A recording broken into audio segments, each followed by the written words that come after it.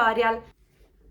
Oggi faremo un tutorial davvero veloce per fare un portachiavi al volo, che è la mia necessità.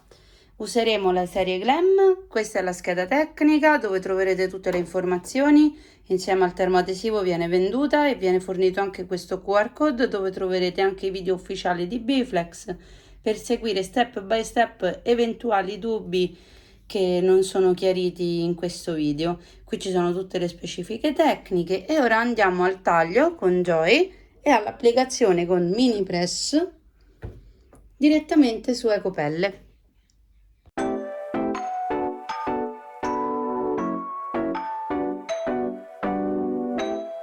Ricordate sempre di metterlo con la parte del liner e del colore sul tappetino.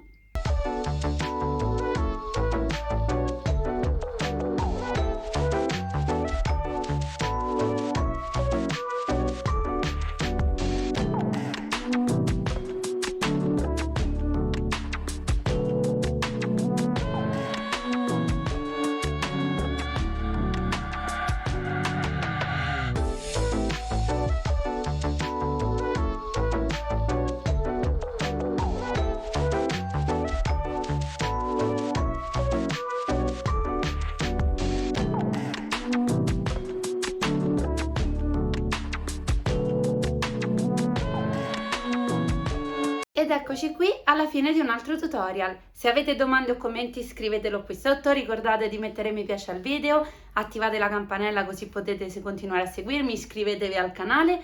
In descrizione troverete tutti gli accessori Bflex che ho utilizzato e il materiale che ho utilizzato e il mio codice sconto per poterli acquistare. Ciao!